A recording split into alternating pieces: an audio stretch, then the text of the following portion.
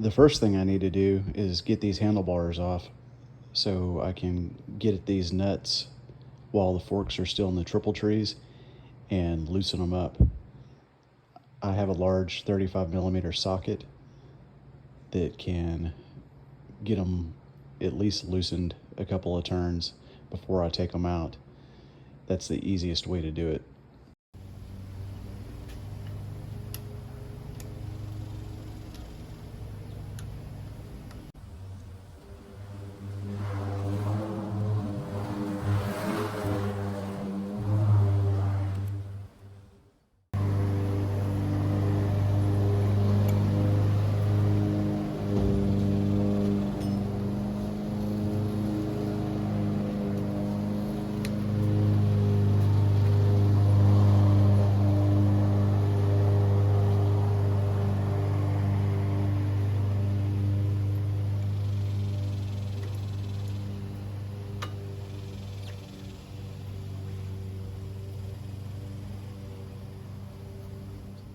Now I'm just going to loosen these nuts, just maybe one turn while the forks are still locked in the triple trees.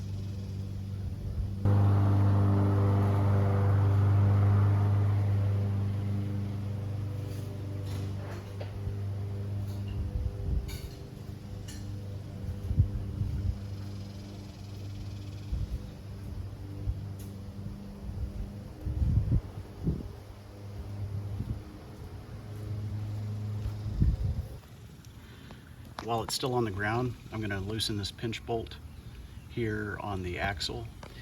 This is a 6mm.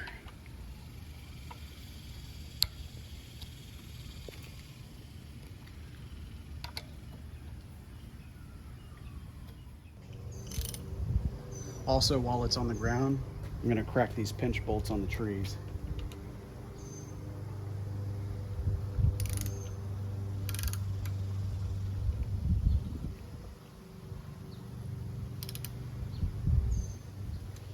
That's just so that when I get it up on the lift, I don't have a lot of rocking back and forth.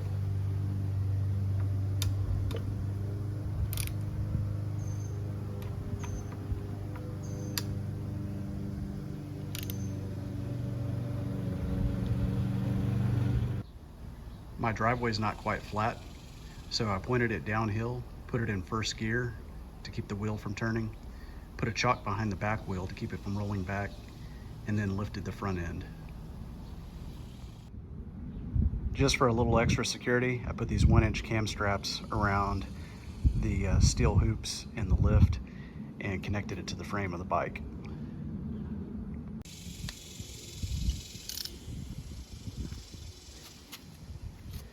Next, we're going to take off the brake caliper. That's a 10mm 12-point.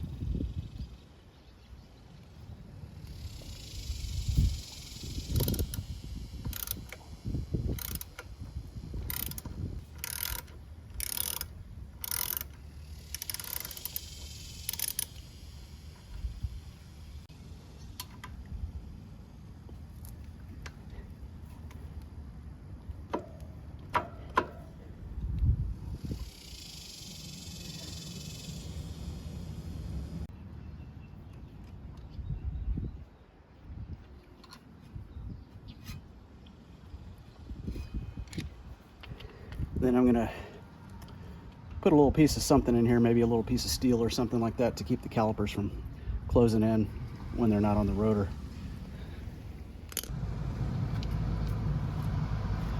To get the fender off, you're gonna need a 1/4 inch Allen wrench and a 1/2 inch wrench for the nut that's on the back side.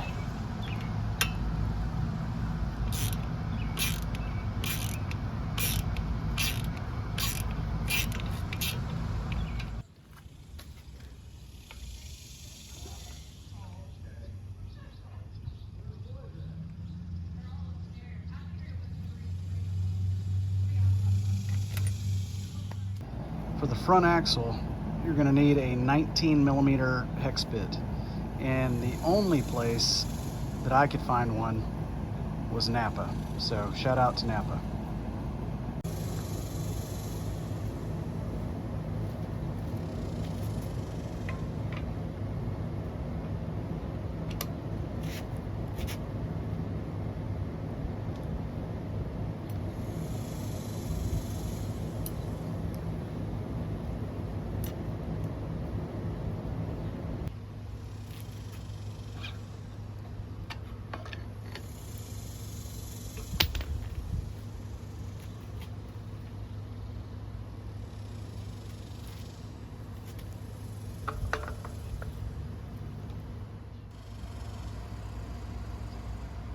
Now I'll go ahead and loosen up these pinch bolts, and I'm going to start with the right leg and take the right.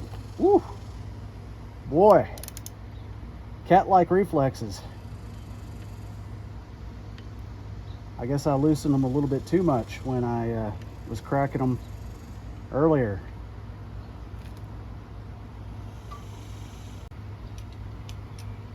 I'm going to tighten this other one up just a little bit while I work on the right leg.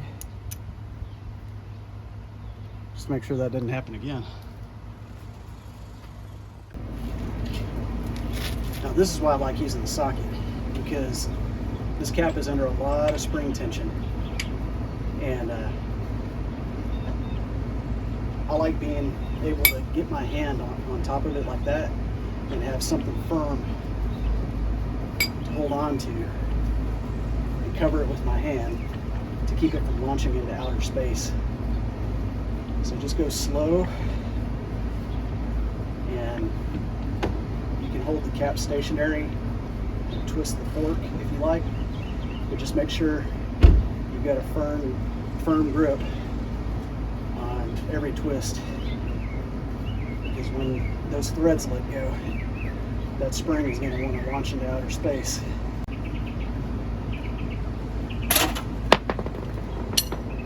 There went my cap. I'll have to clean that off, but everything else is still in place.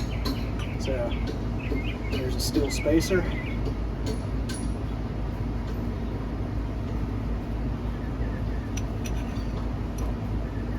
There's a washer, and then your spring. And you're going to want to keep the fork nice and vertical when you pull the spring out. That way all the old oil from the spring drips straight down inside the fork leg, and that way you get an accurate measurement later on when you're pouring the old oil out.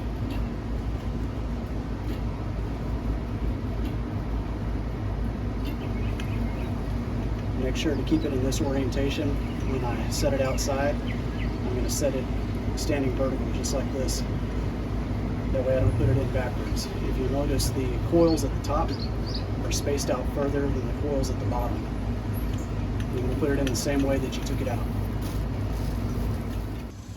Now it's time to dump the old oil out into something where you can precisely measure the amount of the old oil. That way you know to put in exactly the same amount of new oil. I got this canister at the grocery store. It's made for holding cereal. I got it for $4.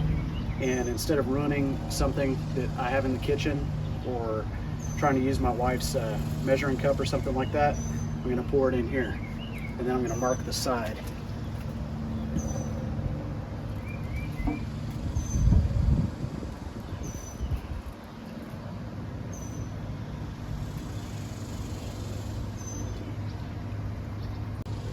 And give it a couple of squeezes.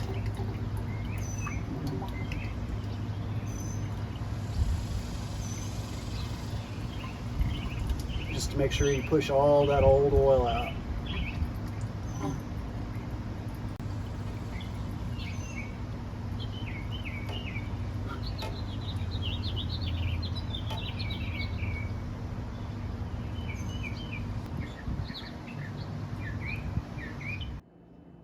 Then before you dump the oil out, set it someplace nice and flat and get down eye level and mark it exactly at the top of the oil line.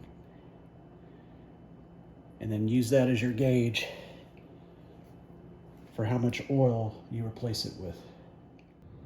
I used a clean, brand new microfiber towel to clean out the inside of the canister to make sure any oil or water from the dirty old oil is completely out. We don't want any contaminants. And then I'm using Harley Type E fork oil. I'm not trying to cheap out on this one.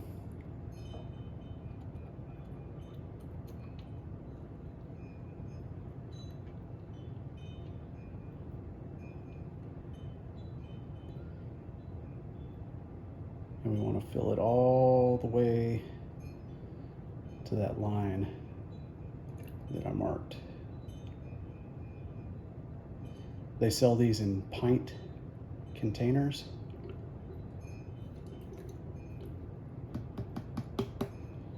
So that's one full container right there. And as you can see, it does not quite rise to the level of the oil that I drained out.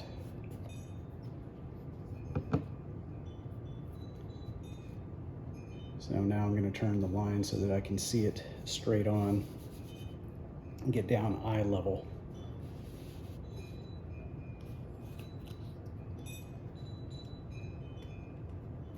So that I don't overfill the fork leg or underfill it.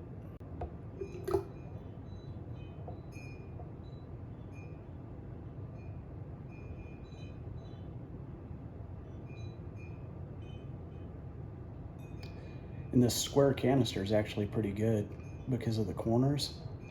It makes pouring the oil out pretty easy as compared to using a round container where a funnel would definitely probably be in order. Now I think I can pour this in without spilling, but just to be safe, I'm going to use a nice clean funnel because I don't want to lose any of it.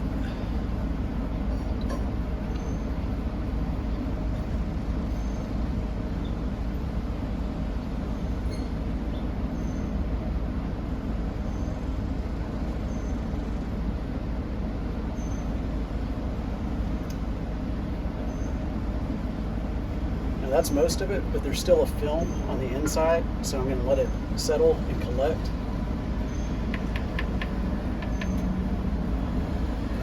Put the funnel in there to do the same. And then you want to get the air bubbles out. So they say pump this up and down 10 to 15 times, nice and slow, to work that oil in and remove any air. I can hear it gurgling as I'm doing it. So that was one. And then check back on here. Like I said, I let it come down off the walls and collect in the bottom. Look how much that is. And pour that right on in.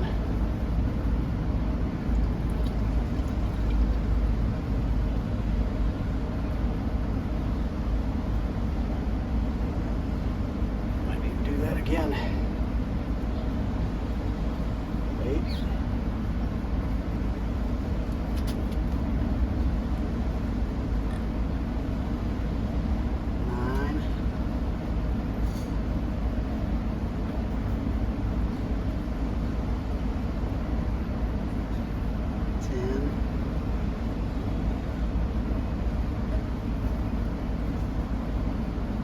And then I've already wiped down the internals, so we're going to put them back in the order that they came out. Remember, the narrow distance between the coils goes to the bottom. I'm going to slide that in nice and slow, no splashing.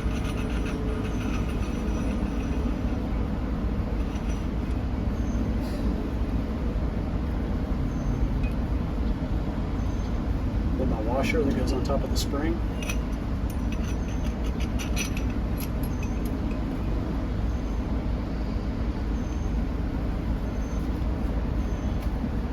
Then the steel spacer.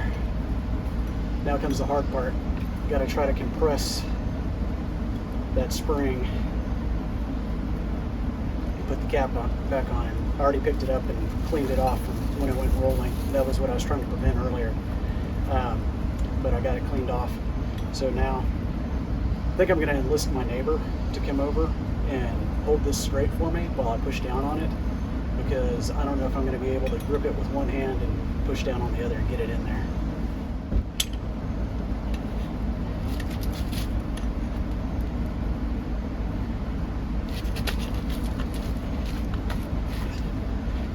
There we go.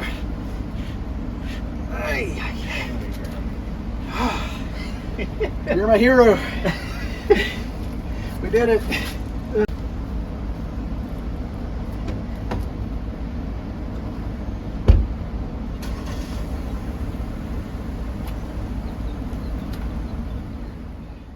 I had to cheat. I wasn't able to do it all by myself. I had to get my neighbor to come over and just hold this upright while I put my body weight on top and got that cap screwed in.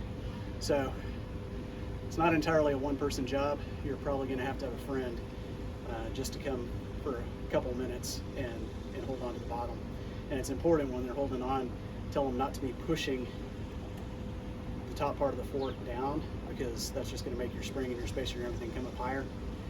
You want to leave this extended and have them hold at the base. That way this part doesn't get shoved down as you're trying to screw in the cap.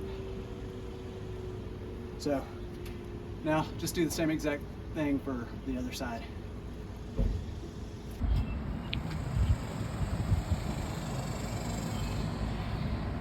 If you don't have a decent digital caliper, get one. You can use a little feeler gauge on the end of it to make sure that the height of your fork tube exactly the same on the left as it is on the right. And that should make lining everything up all the way from the wheel on up much, much easier. And also keep you from getting out of control and crashing on the highway. I cleaned the spacers, the axle, and the bearings off, and then put fresh grease on the axle before I'm going to put the wheel back on.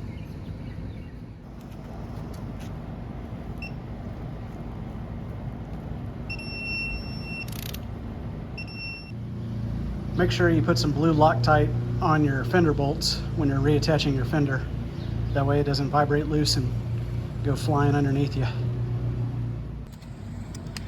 Make sure you put some blue Loctite on your brake caliper bolts. And also, if you've been wrestling with that wheel with greasy hands and you got any kind of oil or grease on your brake rotor, make sure you use a good degreaser to wipe down both sides of it. That way your brakes don't fail. All right, so I got my axle in, I got my fender on, got my brake caliper on. I've got the top of my forks the same height coming out of the top of the triple tree. So now I'm going to snug up these pinch bolts. I'm going to go around one at a time, and I'm going to make sure that nothing's loose, nothing's going to slide out. So I'm going to leave that one a little snug. I'm going to back this one out, and I'm going to put some blue Loctite on it and cinch it up, and just go around the four corners just like that. You don't want to go too tight because you don't want to damage these tubes. You want to keep them nice and round.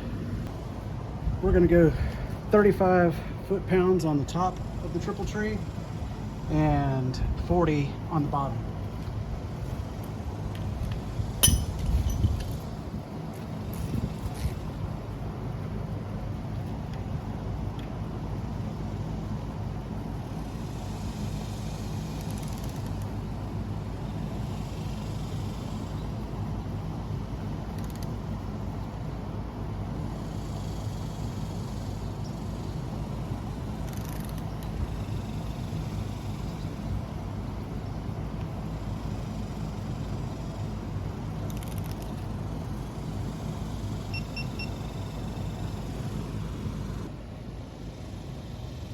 They say once the bike is back on the ground, that you should pump the suspension up and down a few times before you tighten the pinch bolt on the axle, just to make sure everything is set where it needs to be.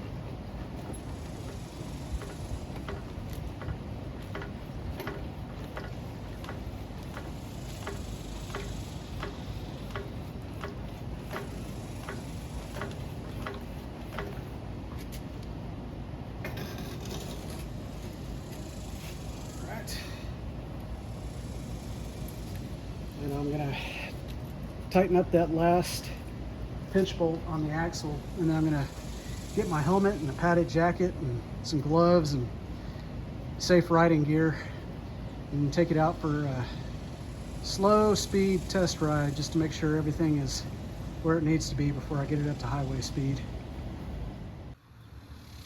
All right, I took it over some real lumpy asphalt, some railroad tracks, and got it up to highway speeds, and nothing slipped, fell off, and I didn't get any death wobbles. So, mission accomplished.